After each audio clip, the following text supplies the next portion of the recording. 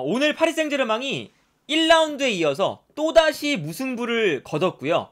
매우 좋지 않은 시즌 초반을 보내고 있는데 오늘 정말 심각한 문제점 중에 하나는 이강인 선수가 못하는 역할로 부여를 했고요. 그리고 이강인 선수가 경기에 대한 영향력이 거의 전무했습니다. 그러니까 이강인 선수가 오늘 경기에서 활약이 거의 없었거든요. 그런데 이게 어느 정도 위치와 역할에 대한 이유가 있어요. 오늘 이강인 선수를 엔리케 감독이 왼쪽 측면 공격수로 세웠습니다. 그런데 왼쪽 측면 공격수로 세운 이유가 이제 어떤 게 있냐면, 늘상 프리시즌 때부터 말씀드렸지만 엔리케 감독이 파리 생제르맹을 맡은 이후에 약간 집착에 가까울 정도로 변형 3백을 쓰고 싶어 해요. 그래서 오늘 이 포백에서 왼쪽과 오른쪽 풀백을 살펴보면 하키미는 직선적으로 올라갈 수 있는 선수, 반면에 리카란데스는 중앙 지역으로 들어올 수 있는 선수죠. 그렇기 때문에 하키미가 올라가면 오른쪽 측면 공격수로 나오는 비티냐가 자연스럽게 중앙으로 들어갈 수가 있습니다. 반면에 리카란데스는 직선적으로 올라오지 않으니까 측면에서 뛸 선수가 필요해요. 왼쪽 측면에. 근데 지금 현재 파리 생제르맹에서 왼쪽 측면 공격수로 뛸 수 있는 선수가 단 2명 있죠. 음바페와 이강인. 딱 2명의 선수밖에 없어요. 그러다 보니까 엔리케 감독 입장에서는 음바페가 오늘 경기 선발로 나오지 못하면 이강인을 직선적인 측면 공격수로 쓴다, 이거거든요. 그래서 오늘 경기를 보시면 하키미가 올라오면서 비티냐가 중앙으로 들어가고요. 그리고 파비안 루이스가 한 칸 올라오면서 에메리와 우가르테가 미드필더 라인 뒤쪽을 커버를 해주죠. 그리고 자연스럽게 3백 형태가 돼요. 그리고 사실상 왼쪽에 이강인, 오른쪽에 하키미는 측면을 넓게 쓰면서 윙백의 역할에 가까운 거거든요. 그래서 사실 이강인 선수가 오늘은 왼쪽에서 윙백의 역할을 했어요. 그리고 왜 이렇게 좌우 측면을 넓게 쓰는 2명의 선수를 두고 싶어 하느냐, 상대 수비가 밀집해 있을 때 엔리케 감독의 입장은 좌우 측면을 넓게 쓰면서 수비를 끌어내겠다. 그리고 수비를 끌어냈을 때 요 안쪽에서 파비안 루이스, 비티냐, 에메리, 우가르테, 요 미드필더 라인에 있는 선수들이 볼을 받을 수 있는 공간을 만들어주겠다 라는 의도인 거죠. 그러다 보니까 오늘 경기에서 이강인 선수의 역할은 상대 수비를 측면으로 끌어내는 되게 단순한 역할에 좀 집중이 되어 있었거든요. 그리고 이러한 역할은 이강인 선수가 볼을 소유하는 시간보다 상대 수비를 끌어내기 위해서 측면 지역에만 위치하는, 움직임에 대한 좀 활동 반경이 제한적인 역할을 맡게 됐었죠. 그래서 경기 장면을 보시면요, 이강인이 왼쪽 측면을 넓게 쓰고 있고요. 이때 하키미가 올라오고 있습니다. 그리고 하키미가 올라오니까 왼쪽 풀백인 리카란데스는 안쪽으로 들어오면서 자연스럽게 3백이 만들어지고 있고요. 이때 하키미가 올라오는 동시에 오른쪽 측면 공격수인 비티냐가 중앙으로 들어오고, 파비안 루이스는 한 칸 올라오면서 2명의 공격형 미드필더가 배치가 되죠. 그래서 중앙 지역의 선수를 많이 밀집시켜 놓고 좌우 측면에 이강인과 하키미가 위치하는 이러한 형태를 계속 만들어요. 그래서 계속 이런 형태를 고집하다 보니까 이강인 선수의 위치를 보세요. 거의 터치라인을 밟고 있는 걸 볼 수가 있습니다. 하키미도 측면으로 넓게 올라오면서 터치라인을 밟고 있죠, 반대편에서. 그러면 이강인과 하키미가 좌우 측면에서 넓게 공간을 쓰기 때문에 상대 수비가 좌우 측면으로 분산이 되는 거죠. 그리고 분산이 되면 요 안쪽에 공간이 생기니까 여기서 볼을 소유하겠다 라는 거고요. 요 장면에서는 이강인 선수가 또 측면으로 올라가주고 있으니까 수비가 뒷걸음질 치고 있죠. 이런 움직임을 가져가면서 이강인이 앞쪽으로 그리고 측면으로 움직여주니까 파비안 루이스가 볼을 받을 수 있는 공간이 나오고 있어요. 이런 장면을 계속 만들거든요. 그런데 여기서 문제는 뭐냐면, 일단 기본적으로 이강인 선수가 저렇게 터치라인에만 머무르고 있는 역할을 맡기 때문에 이강인 선수가 측면에서 할 수 있는 역할 자체가 굉장히 제한적입니다. 이강인 선수가 사실상 마요르카에서는 왼쪽 측면 공격수였잖아요. 그런데 마요르카에서는 이강인이 측면에서 뛴다고 하더라도 뒤에 있는 풀백이 올라와 주기 때문에 이강인이 자유롭게 안쪽으로 들어가서 플레이를 할 수가 있었어요. 그런데 기본적으로 파리 생제르맹은 리카란데스가 올라오지 않고 3백을 만드는 역할이기 때문에 이강인 선수가 안쪽으로 들어올 수가 없습니다. 그리고 엘리케 감독이 되게 고집스럽게 왼쪽 오른쪽 측면에 선수를 2명 두는 걸 좋아하기 때문에 이강인이 안쪽으로 들어오는 동선을 절대 가져가질 않아요. 그러면 이강인 선수가 이 측면에서 할 수 있는 플레이는 어쨌든 왼발을 쓰기 때문에 왼발로 잡아놓고 크로스, 이거 하나 패턴밖에 남지 않는 거죠. 그래서 경기 장면을 보시면요, 이제 이강인 선수가 너무 측면 지역에만 머무르고 있으니까 이강인 선수가 왼발로 볼을 잡아놓으면 당연히 왼발로 크로스를 올릴 수밖에 없어요. 그래서 이런 장면이 나오죠. 이 장면에서는 파비안 루이스가 전방으로 뛰어들어가면서 수비수를 끌고 움직여줍니다. 그리고 이강인 선수가 왼발로 볼을 잡은 다음에 약간 안쪽으로 들어오고 있어요. 그런데 여기서 이강인 선수가 어쨌든 왼발을 쓰다 보니까 하무스가 전방으로 침투해 들어가도 이강인 선수가 접고 들어와서 안쪽으로 찔러주는 게 아니라 이강인의 패스의 궤적이 왼발로 감겨서 하무스의 정면으로 가죠. 그러니까 이강인 선수가 이 뒷공간으로 찔러줄 수 있는 패스의 각도가 그렇게 잘 나오지가 않아요. 이 장면을 보시면 결국에 이강인 선수가 안쪽으로 접고 들어오다가 왼발이 아니니까 하무스가 공간으로 침투해 들어가도 패스가 잘 안 들어가고, 어쨌든 이강인의 강점이라고 하면 측면이 아니라 약간 안쪽으로 들어와서 찔러주는 패스잖아요. 근데 물론 이제 마요르카에서는 왼쪽에서 왼발로 올려주는 크로스가 이강인의 장점이었습니다. 근데 왜 그랬냐면 그때는 무리키가 있으니까. 그래서 이제 이강인이 왼쪽에서 뛰는 게 가능했어요. 그런데 파리 생제르맹에는 하무스가 제공권이 엄청나게 좋은 선수도 아니고 하무스의 활동 반경도 넓기 때문에 페널티 박스 바깥으로 나오는 경우도 많거든요.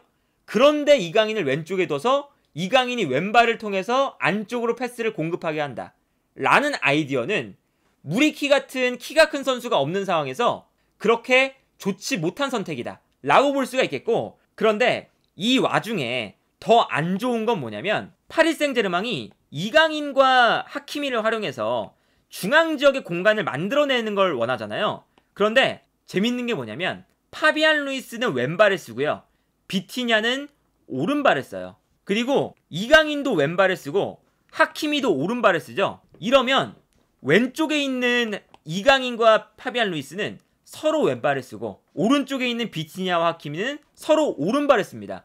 그러니까 오늘 파리 생제르맹의 왼쪽 라인과 오른쪽 라인에서 접고 들어와서 안쪽을 바라보면서 패스를 찔러줄 수 있는 선수가 단 한 명도 없어요. 그러니까 뭐 이강인 선수가 꼭 찔러주지 않더라도, 만약에 꼭 이강인 선수가 찔러주지 않아도 돼요. 사실은 파비안 루이스와 비티냐가 자리가 바뀌어 있다면 이러면 조금 더 좋은 찬스가 나오죠. 이강인이 벌려주고 비티냐가 안쪽에서 잡아서 안쪽을 바라보면서 찔러준다, 혹은 파비안 루이스가 안으로 들어와서 찔러준다, 이런 게 되잖아요. 그러면 이강인 선수가 측면으로 넓혀주면서 안쪽에 공간을 만들어주는 의미가 있는데, 파비안 루이스가 왼쪽, 비티냐가 오른쪽이다 보니까 이거는 파비안 루이스도 왼쪽으로 패스를 하고 이강인도 왼쪽으로 패스를 하고 비티냐도 오른쪽으로 패스를 하고 하키미도 오른쪽으로 패스를 해요. 이러면 결국에는 상대 수비라인 바깥에서 파리 생제르맹이 빙글빙글 패스를 돌릴 수밖에 없는 형태가 나오게 되는 거죠. 그렇다는 건 이게 엘리케 감독의 전술적인 문제가 어느 정도 존재한다고 봐야 되고요. 만약에 이걸 이강인 선수가 왼쪽, 비티냐가 오른쪽 이렇게 둔다면 어느 정도 해결이 되거든요. 이강인이 접고 들어와서 패스를 찔러준다, 뭐 비티냐가 접고 들어와서 패스를 찔러준다, 이런 게 되니까. 그러니까 이게 파리 생제르맹이 볼 점유율만 높았지 실질적인 찬스 메이킹은 전혀 안 되는 전형이다. 그리고 이강인 선수가 이렇게 측면 지역에만 국한돼서 플레이를 하다 보니까 어떤 모습이 나왔냐면요, 이강인 선수가 오늘 51분 만에 교체가 됐거든요. 근데 51분 동안 파리 생제르맹에서 가장 볼터치가 적은 선수가 이강인이었어요. 27번이었거든요. 그러니까 얼마나 이강인 선수가 오늘 경기에서 경기에 대한 영향력을 보여주지 못했나를 알 수가 있는 거였고요. 그러니까 이게 이강인 선수가 어느 정도 볼을 터치하는 장면이 많았으면 이강인이 부진했다, 그러니까 이강인이 플레이 자체가 안 좋았다 라고 얘기를 할 수가 있는데, 이강인 자체가 볼 터치가 많이 안 나오고 계속 이제 서로 빙글빙글 볼을 돌리는 형태다 보니까 파리 생제르맹의 경기력도 안 좋고 이강인의 경기력도 안 좋고 이강인의 경기의 영향력도 좋지 않았다 라고 볼 수가 있겠고요. 여기에 더해서 어떤 게 있냐면 이게 엔리케 감독이 3백에 좀 과도하게 집착한다고 느껴지는 게 어떤 거냐면 전반전에는 이강인을 왼쪽 그리고 하키미를 오른쪽에 두면서 측면을 넓게 썼잖아요. 그런데 후반전에 왼쪽에 이강인 대신 음바페, 오른쪽에는 비티냐 대신 덴벨레를 기용하면서 전반전과 다르게 좌우 측면 공격수를 둘 다 바꿨어요. 근데 여기서 엔리케 감독이 3백을 되게 집착한다고 보는 게 하키미를 오른쪽이 아니라 왼쪽으로 두는 선택을 합니다. 이거는 왜 그러냐면 하키미가 오른쪽에서는 직선적으로 올라오잖아요. 근데 덴벨레도 직선적이기 때문에 하키미도 올라가고 덴벨레도 올라간다. 이게 겹친다는 거고 왼쪽에서는 음바페가 중앙으로 들어가기 때문에 누군가 올라와 줘야 되는데 전반전에 리카르란데스가 왼쪽 풀백으로 나오다 보니까 리카르란데스가 안쪽으로 들어가면서 3백을 만들어 준다면 리카르란데스가 올라오지 않으면 음바페가 중앙으로 들어갈 때 이 왼쪽 공간에 아무도 없잖아요. 그러니까 어떻게든 3백은 만들어야겠고 그런데 3백을 만드는 과정에서 음바페를 도와줄 수 있는 선수가 없다 라는 판단에서 오른쪽 풀백인 하키미를 왼쪽에 두기 시작해요. 그래서 이러한 포백이 나왔죠. 되게 기형적이죠. 중앙 수비수인 마르키뉴스가 오른쪽 풀백, 오른쪽 풀백인 하키미가 왼쪽 풀백에 배치가 됩니다. 이렇게 배치가 되면서 음바페가 중앙으로 들어갈 때 하키미가 직선적으로 올라와주는 역할을 맡고요. 덴벨레가 오른쪽 측면에서 측면을 넓혀주는 역할을 맡습니다. 그리고 마르키뉴스가 오른쪽 풀백 자리에서 안쪽으로 들어와주는 역할을 맡거든요. 그래서 약간 억지스럽게 3백을 맞춰줘요. 그래서 아까 전반전과 비슷한 전형이 되는 거죠. 음바페가 중앙으로 들어오고 곤살로 아무스랑 약간 투톱이 형성되고요. 하키미가 왼쪽, 덴벨레가 오른쪽에 배치가 되면서 3백이 형성이 되는 거죠. 물론 이게 어쨌든 음바페를 도와주기 위한 전형이다 라는 건 이해를 하겠지만 약간 엔리케 감독이 너무 3백에 집착을 하는 게 아니냐 라는 생각이 들고 이렇게 억지스럽게 3백을 만드는 과정에서 어쨌든 왼쪽 측면을 전반전에는 누군가 써야 되는 선수가 있으니까 왼쪽 풀백을 이강인으로 쓴 거나 마찬가지인 거죠. 그래서 이제 오늘 경기에서 이강인 선수는 왼쪽 풀백으로 뛰었다 라고 보면 되고요. 그리고 이제 후반전에는 그래도 달라진 게 뭐냐면 전반전에는 이제 답답한 게 뭐냐면 이강인이 왼쪽 윙백처럼 왼쪽 측면을 벌려주고 하킴이 올라오고 요런 전형이 됐었잖아요. 3백이 되면서. 근데 이때 요 중앙에 있는 선수들이 일단 가운데서 그렇게 볼 소유 능력이 뛰어난 선수들이 또 아니었고요. 여기에 더해서 수비 라인을 무너뜨릴 때 좌우 측면을 넓게 쓰면서 수비를 끌어당기는 이러한 방법도 있지만 여기에 더해서 좌우 측면만 상대 수비를 벌려주는 게 아니라 상하로도 수비를 흔들어줄 수가 있어야 되거든요. 그래서 상하로 흔들어준다는 뜻은 중앙에 있는 선수들이 공간으로 침투해 들어가야 된다는 거죠. 근데 오늘 경기에서 파비안 루이스, 비티냐, 에메리 우가르테, 하무스 이런 선수들이 공간으로 침투해 들어가는 플레이가 없었어요. 그러니까 상대 수비는 좌우로는 약간 끌려 나가도 상하로 수비 라인부터 공격 라인까지 좁은 간격을 계속 유지할 수가 있었던 거거든요. 그런데 덴벨레와 음바페가 들어오면서 확실하게 달라진 건 덴벨레와 음바페가 계속 앞으로 뛰어들어가기 시작합니다. 뛰어들어가기 시작하니까 자연스럽게 상대 수비 라인이 뒤로 물러나요. 뒤로 물러나면서 요 수비 라인과 미드필더 라인 사이 혹은 공격 라인 사이가 멀어지기 시작하죠.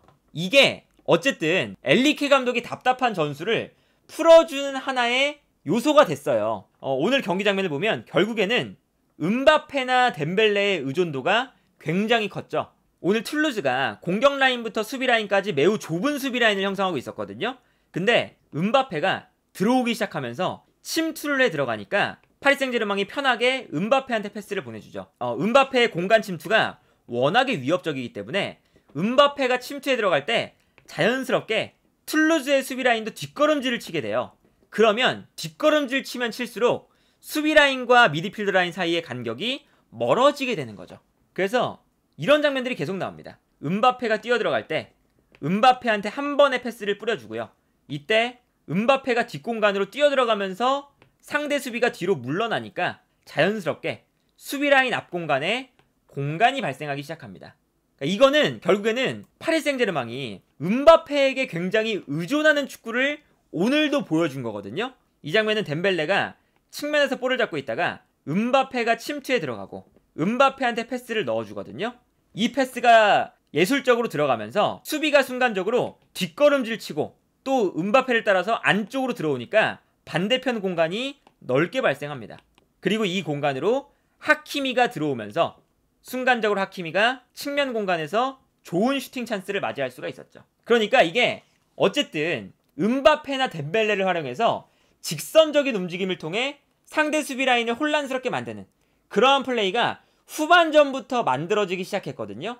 그런데 이게 이제 어쨌든 파리 생제르맹이 네이마르를 떠나보내면서 파리 생제르맹이 이제 이야기했던 게 어떤 한 명의 선수의 개인 플레이에 의존하지 않겠다. 이제는 우리가 팀적으로 좋은 조직력을 갖추고 상대 수비를 무너뜨리는 패턴을 찾겠다 라는 거였거든요. 그런데 결국에는 오늘 경기도 보면 음바페와 덴벨레 두 명의 선수에게 굉장히 많이 의존하는 축구를 해요. 그리고 이 두 선수가 없는 상황에서는 공격을 풀어나가지 못하는 패턴을 계속 보여줬죠. 뭐 이강인뿐만 아니라 파비안 루이스, 비티냐, 하키미 등등등 분명히 파리 생제르맹에 있는 선수들이 좋은 선수들만 모여 있거든요. 근데 이 좋은 선수들을 하나로 만들지 못하니까 결국에는 답답한 경기가 계속해서 펼쳐진다. 그래서 이제 오늘 경기를 보면 파리 생제르맹이 이 엔리케 감독 체제에서 뭔가 답을 찾아가지 못하는 장면들을 계속 보여줬고요. 그리고 이제 이강인 선수가 오늘 경기 빠진 거는 어쨌든 이강인 선수가 지난 경기가 끝나고 팀 훈련을 하지 않고 개인 훈련을 이제 따로 하기도 했었고 아직까지 이 햄스트링 부상에서 회복은 했지만 완벽하게 컨디션이 돌아온 상태는 아닌 것 같아요. 그래서 이제 어쨌든 음바페와 덴벨레는 좌우 측면에 배치가 됐을 때 어나더 클래스를 보여주거든요. 분명히 이제 스페셜한 모습을 보여주기 때문에 좌우 측면에는 음바페와 덴벨레가 주전으로 뛰어야 되죠. 그러면 이강인 선수가 미드필더로 뛰어야 되는데 미드필더 라인에서는 우가르테, 파비안 루이스, 비티냐 이런 선수들과 경쟁을 해야 돼요. 그런데 오늘 경기에서는 확실히 프리시즌을 계속해서 참가를 했었던 비티냐, 에메리, 우가르테 이런 선수들이 당연히 이강인 선수보다 컨디션이 좋고 90분 풀타임을 뛸 수 있는 체력적인 수준이 올라와 있는 선수들이기 때문에 아무래도 이강인 선수가 교체가 될 때 가장 먼저 교체가 되지 않았나. 그리고 경고도 받았었고요. 그러다 보니까 기본적으로는 이제 시즌이 지나면 지날수록 이강인 선수의 이런 경쟁 구도가 미드필더 라인에서 만들어지면 중원에서 얼마나 파비안 루이스, 에메리, 비티냐보다 좋은 볼 소유 능력과 만들어가는 플레이를 보여줄 수 있느냐. 이게 아마 이강인 선수의 주전 경쟁에서 매우 중요하지 않을까 라는 생각이 들고요. 오늘 경기는 이강인 선수의 활용법에 대한 매우 큰 의문이 들었고 그리고 엔리케 감독이 너무나 이게 틀에 박힌 전술을 많이 쓰면서 변형 3백에 대한 집착을 보여준 경기가 아니었나 라는 생각이 듭니다.